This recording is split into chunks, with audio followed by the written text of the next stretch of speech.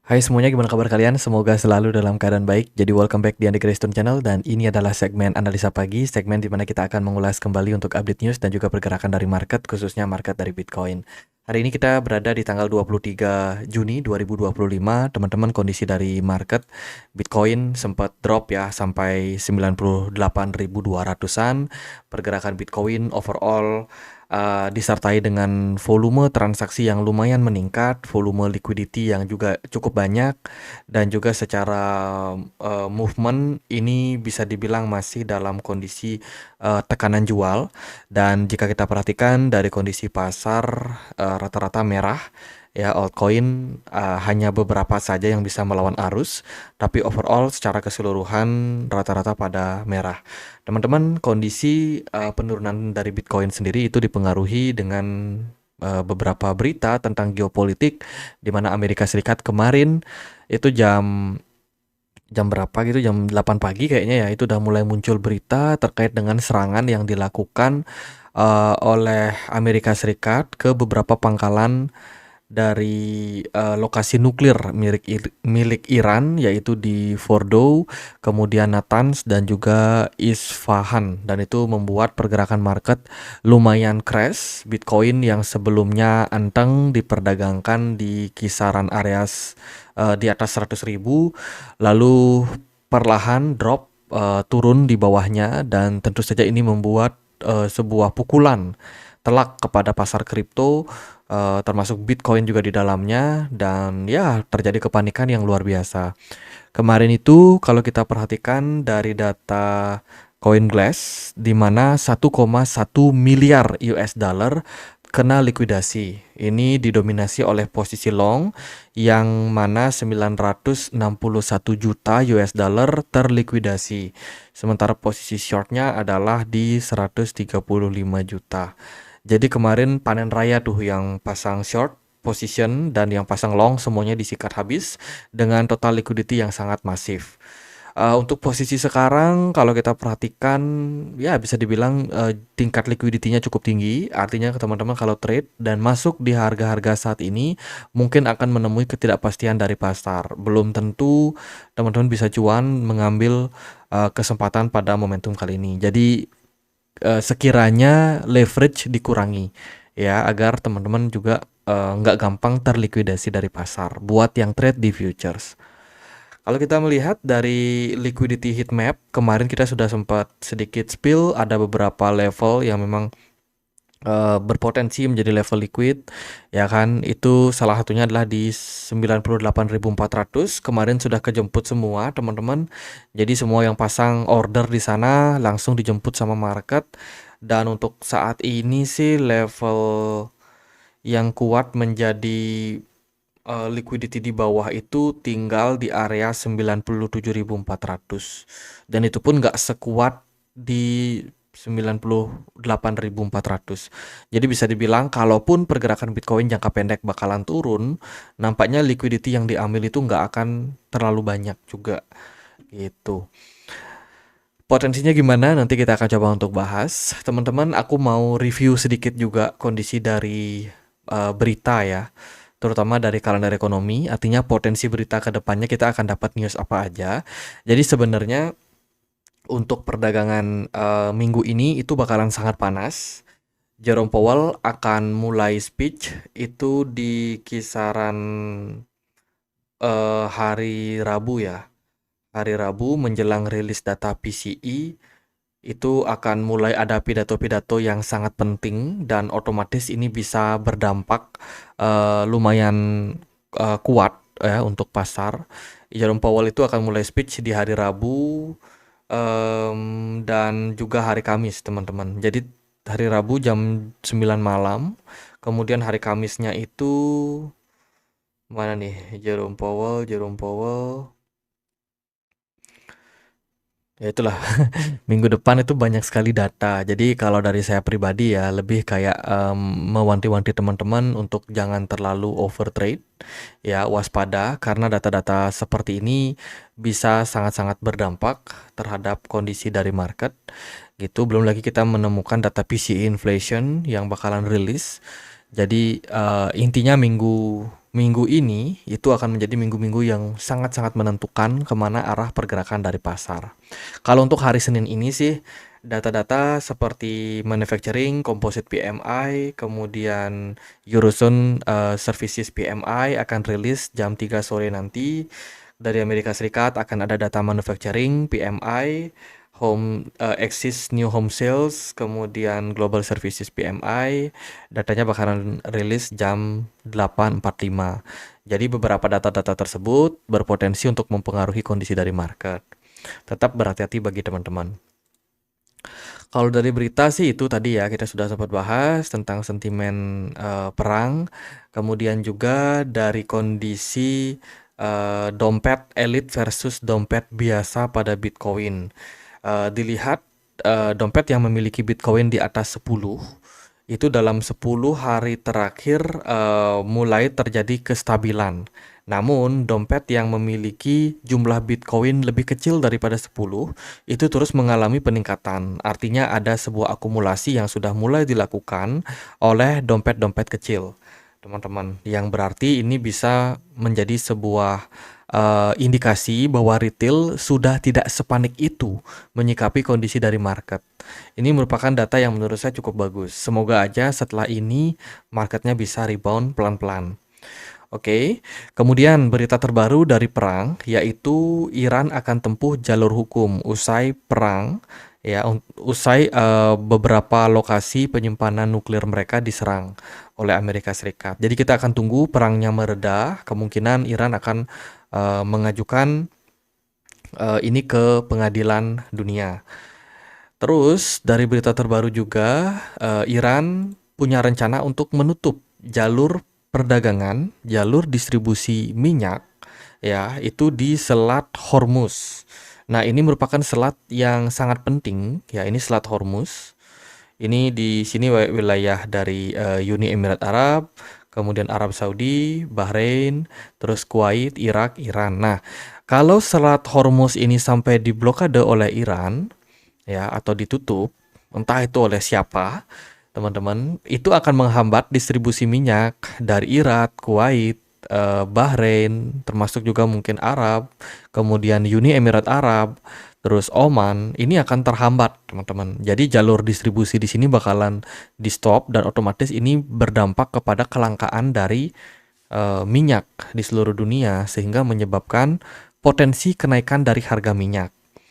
Jadi hari Senin ini bakalan buka market.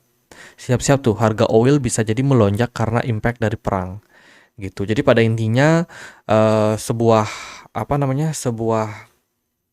kebijakan yang diambil itu bisa sangat-sangat berdampak kepada market. Jadi menurut saya untuk posisi sekarang kita penuh dengan ketidakpastian. Itu. Kemudian dari data ETF spot Bitcoin masih belum terlalu banyak update. Jadi kita skip dulu ya. Secara Fear and Greed Index kemarin itu kita masuk ke dalam posisi fear. Jadi harusnya kita akan masuk ke posisi antara fear ataupun extreme fear di hari ini. Gitu. Ekspektasi saya sih adalah kita masih di posisi fear sehingga itu bisa menjadi sebuah indikasi untuk market reversal meskipun itu secara jangka pendek. Jadi itu kondisi dari market agak loncat-loncat tapi overall teman-teman saya harapkan bisa dapat poinnya. Jadi intinya adalah perang masih terus berlanjut, ya kan? Ada potensi ancaman Amerika Serikat masih akan membantu mendukung serangan, gitu. Lalu gimana dari negara-negara yang mendukung Iran seperti Rusia, Cina, Korea Utara, ya mereka sementara ini sih belum mau mengambil tindakan. Ya, bahkan Cina dan Rusia bersepakat untuk akan tidak membantu atau tidak ikutan perang secara langsung, tapi mungkin akan membantu Iran dari segi mungkin resources ataupun makanan dan minuman itu mungkin dibantu. Tapi kalau untuk ikutan perang menyerang bener-beneran kayak Amerika ini nampaknya enggak gitu. Jadi itu ya harus diwaspadai. Terus kalau kita lihat dari kondisi berita dari market kripto sih kemarin ketutupan semua. Sebenarnya ada banyak berita tapi ya banyak ketutup karena semua berfokus pada perang. Berita yang lebih besar dan menyangkut market secara keseluruhan. Oke, lalu gimana potensi dari market? Apakah market bakalan rebound atau seperti apa?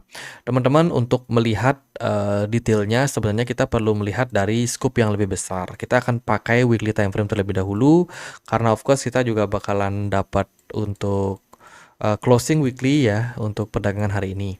Untuk saat ini sih posisi weekly kita potensi akan negatif, di mana Bitcoin sudah jebol beberapa area support, yaitu di level 100.000 dan yang kedua adalah di 102.000. Ya, level yang terbentuk dari trend line ini yang memang masih menjaga pergerakan Bitcoin sebelumnya, kali ini sudah di breakdown dan ya ini merupakan sebuah indikasi yang negatif gitu. Nah, kemudian kalau kita perhatikan dari time frame 1 hari, pergerakan Bitcoin juga kelihatan seperti ini teman-teman. Dia sudah breakdown dari yang namanya symmetrical triangle ya. Ini jelas breakdown dan ini merupakan sebuah indikasi yang menunjukkan bahwa potensi pergerakan Bitcoin bisa saja menuju area level support di bawah, yaitu di 91.600-an. Ya, kisaran level tersebut lah. Mungkin bisa turun lebih dalam yaitu ke 89.000.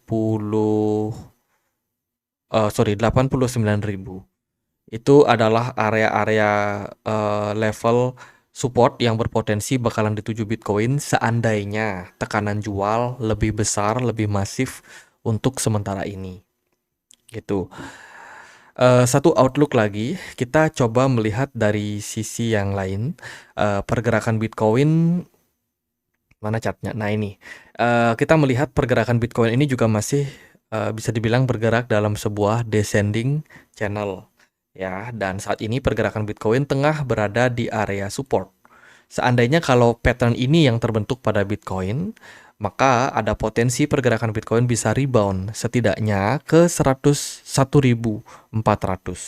Level yang menurut saya akan berpotensi buat dites dulu oleh pasar. Mungkin setelah itu akan turun lagi, ya who knows, teman-teman. Tapi yang pasti di level saat ini ada probability untuk pergerakan Bitcoin sedikit mengalami recover. Nah, kalau kita breakdown lagi ke time frame yang lebih kecil, ya di time frame 4 jam kita melihat pergerakan Bitcoin sudah berada dalam level jenuh jual saat ini dari RSI-nya.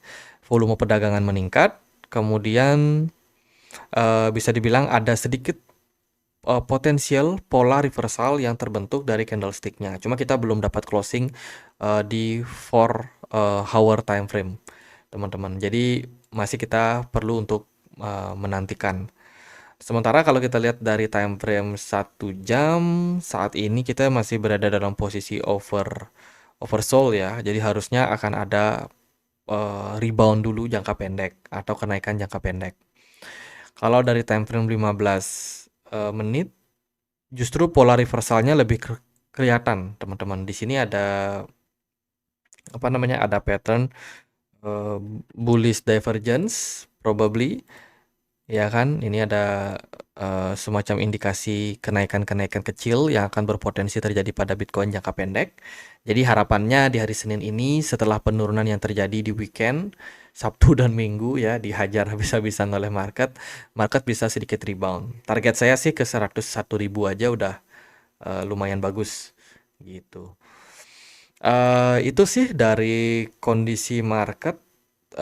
Untuk saat ini secara jangka panjang kita mungkin masih dalam potensi tekanan jual, tapi kalau secara jangka pendek kita ada kemungkinan buat reversal. Hanya saja disclaimer, karena ini kondisi penuh dengan ketidakpastian, bisa jadi juga pergerakan Bitcoin masih ada potensi buat mendapatkan tekanan gitu. Sekalipun ada indikasi reversal, kita harus lihat time ya dari waktu ke waktunya gitu. Karena nah ini aja Bitcoin udah mulai turun lagi.